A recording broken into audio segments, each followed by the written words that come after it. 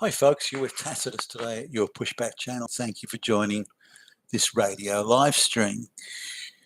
In this essay, I'd like to talk about the debate that pops up every now and again about how boys in the Western world are educationally falling well behind girls.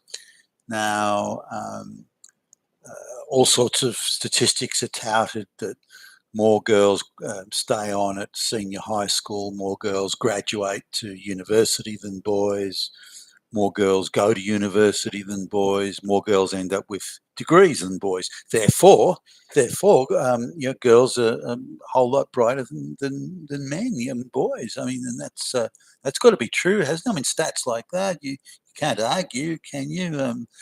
But let's take a closer look. And I just looked at an interview that some guy. I mean, I don't know how the fuck he became a commentator in education, but he was just raving on about how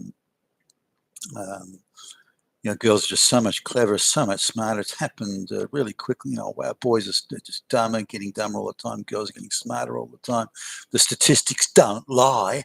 And it's really terrible. And what we have to do is throw a shitload more resources at boys to try and redress the no one's talk about wokeism and the insane gender ideology that's applied through the schools. But let's just have a look now. Before all this woke and gender and race ideology and so on came to schools, I was in probably the last tranche of students that went through high school before wokeism started to really come in. There were the early signs of it when I was in senior high school, and we'll say the last 3 years of high school. But let me just give you an idea of how much things have changed. And I've done vids on this in the past, but I'm just going to revisit this. When high school was strictly pass or fail, you had an exam, you passed or you failed. There was no assessment. There was no, we'll give extra marks because you're a female. We'll give you a 25% head start because your folks don't speak English, or because you're brown or black, we'll give you an allowance here and so on. So there was none of that. There was the exam, you passed or failed. If you failed and you want to do better next time, then you studied harder, you paid more attention in class, you did more reading. And that's what the teachers would tell you to do. Now in that sort of environment, I did okay. And so there were kids that didn't, but the top class in the form they streamed, I think there were 7 or 8 streams in the going from the brightest kids to the not so bright, and the top class was nearly all boys. I think there was, if there was even 2 or 3 girls, that'd be it. And you sort of, you knew the type. I mean, they were future lesbians. There was one girl who was, had been severely beaten with the ugly stick and all that sort of stuff. But didn't mean she wasn't bright though. So and then as you went further on down the 8 streams, then by the time you got to number 6, then the majority of the class would be girls. And then by the time you got to 8, eventually it flipped again, where the majority were boys, typically with learning difficulties. Looking back now, that half of them were probably dyslexic and so on, but there wasn't a whole lot really known about that then, and they just treated these kids as if they were dumb and beyond all hope. So when it came to the pass or fail thing, if even a girl made it into the top 10 or even the top 20 in any exam in the year, there'd be an intake of breath as somebody. I remember the teacher mentioning, and Billie Jean came 18th or something like that out of in the form, and there was it was considered to be that. So that's how unusual it was for a girl in the exams to come anywhere near the top. Now, by the time I was in 4th year high school, they were starting to bring in, I think it was fourth year, they were starting to bring in the early stages of an assessment system where they would add. So you have your exam mark, which would be out of 50. Then you'd have another 50, and that would be an assessment. They'd add the exam mark and the assessment together, so it would to be out of 100, and that would be your final mark. Now, just as sort of good fortune would have it, that they used to pick kids for if you're on the prefect list, which I was, they pick kids to go around and hand out info sheets, memos and that sort of thing around to the class. So you would get picked once a term or something, or once a month, whatever it was. So I was given the job at handing out the exam marks, the final exam marks. I think for the half year, I think it was to the. And they made the mistake by giving me a whole bunch of stuff, and they gave me the teacher's book, the exam marks for the year I was in. In fact, my class. So I was able to. They did all the students in the year. It was 100 plus students in the year, and so so I was able to look at that. So I thought I'd get have a little look before get in before everyone else, and so I had a look, and I noticed that the girls were all the girls were given 100 out of 50 out of 50 for their assessments. Every one of them, just all the way down the page. Every one of them got 50.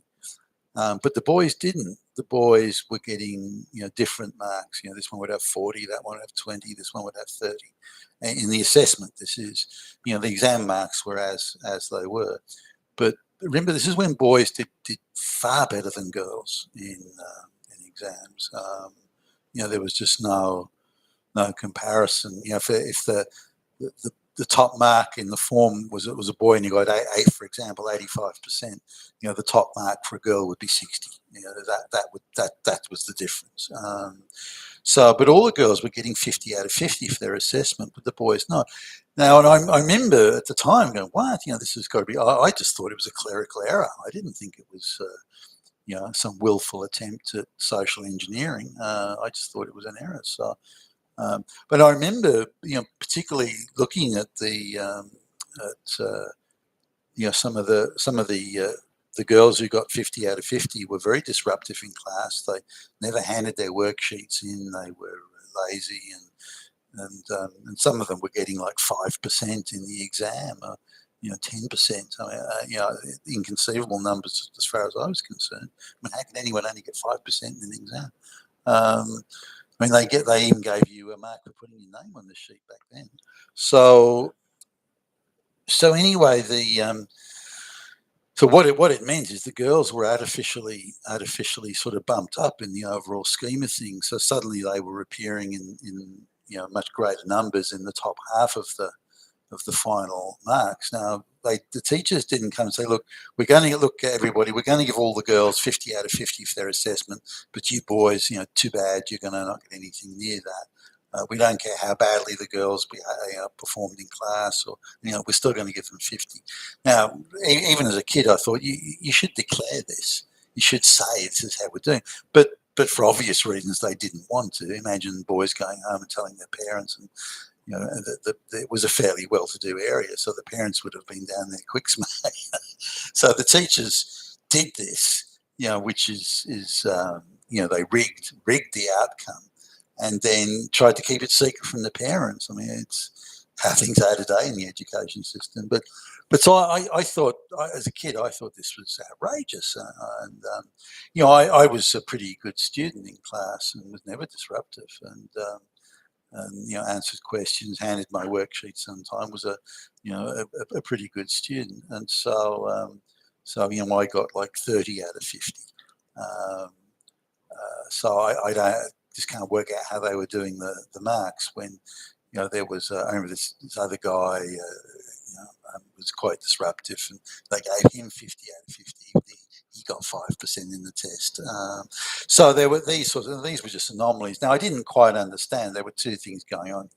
They wanted to advantage girls so that girls would get an artificially high mark, but they didn't want anyone to fail miserably. So any boy who got a really low mark was given an unusually high assessment. But any kid who got a high mark in the test was given a much lower assessment. So this had the effect of bunching everyone into the middle, so that the lowest mark was 52 and the highest mark was 75. So everyone was bunched into a fairly tight range, and this was I suppose teachers' view of equity. Now, at around the same time, I got detention. In those days, you get detention for not having a school badge in the right position on your shirt. That's how tough they were back then. So I got detention, and ended up there was a teachers' staff meeting, and I was sitting next to the door, and the teacher who took us for detention wanted to go to the meeting, so he brought us down to a classroom, away from the typical detention room, and put us in a classroom next to where the teachers' common meeting room was, which is where they were having this very heated meeting. And the meeting was about equity, educational equity for boys and girls. Boys were always coming first in everything. This was no good. So the argument went, there were teachers arguing for and against it. So the idea was to create equal outcomes. The girls had to come first in exactly half the subjects. And whether that was achieved through artificial means such as the assessment or other means, that they didn't really care. There were those who were the Marxist hotheads who are, thinking back now, I didn't realise at the time, but the Marxist hotheads who wanted equal outcomes, and there were those there that said, well, a quality education will suffer. And I remember this particular teacher. I remember the teacher's voice. That if you start rigging outcomes like this, that girls or minorities generally will rely on those things all their life. When they come up to some real world situation where they really do need to know what they're doing and be capable of then they won't be able to, because they've been given a free ride all their lives, which is a good point. The other point the same teacher made was that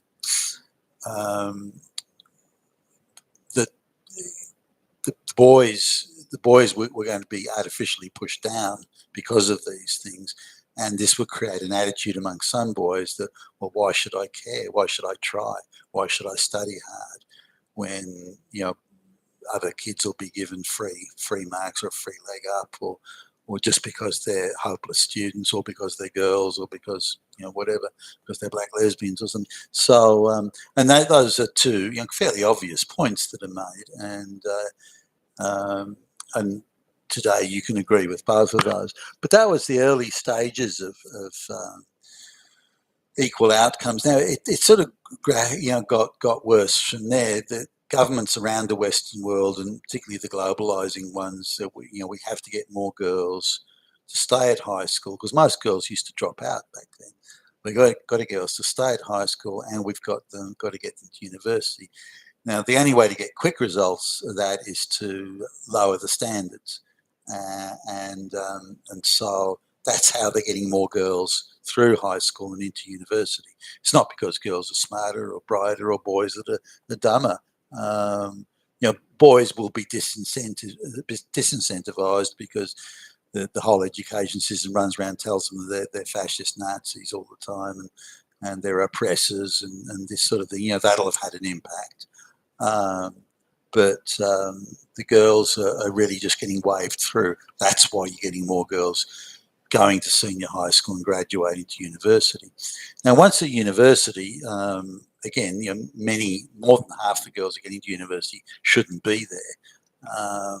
And if you look at the amount of girls that are doing things like lesbian dance theory or interpretive dance, or the softest of the soft courses, and girls are being soft marked and given all sorts of wave throughs in the education system at college.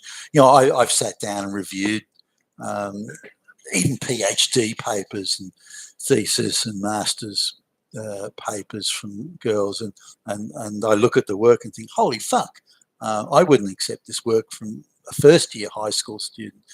And so I give it the red pen and say to the girls, we need to correct this or fix that. Oh, no, I don't think so. I think it'll be all right.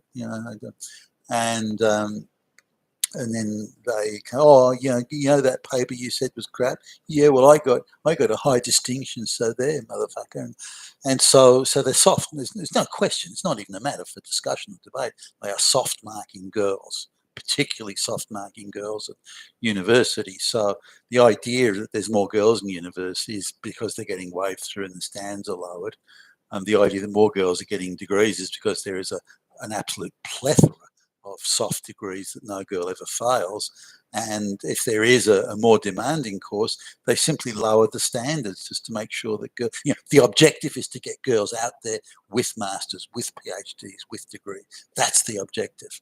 And none of the schools or colleges, universities or government departments care if the girl has earned a degree. Now, there is much more emphasis on the boy earning the degree, unless it's a black homosexual guy doing African American music studies or something like that.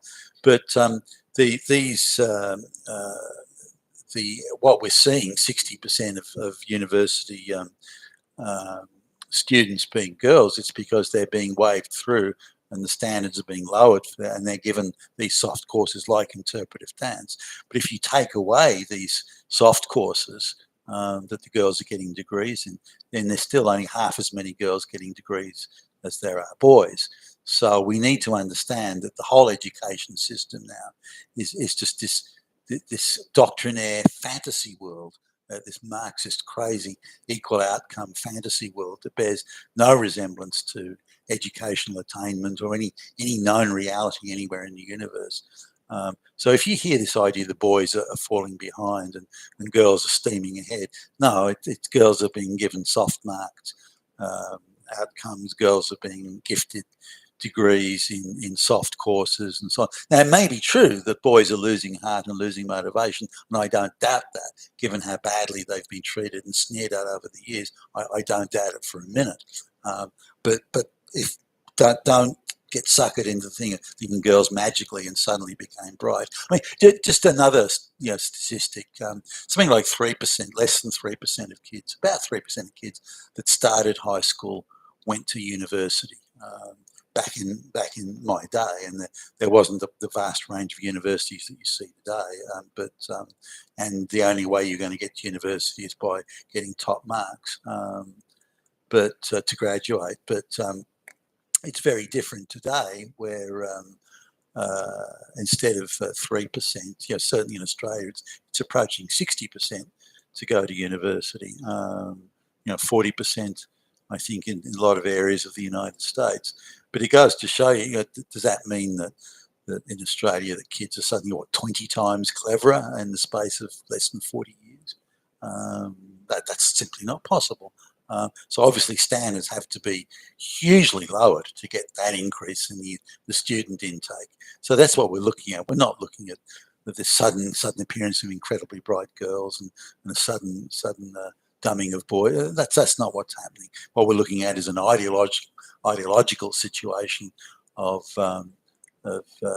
forced social engineering. That's all we're looking at. So keep that in mind when you consider this issue.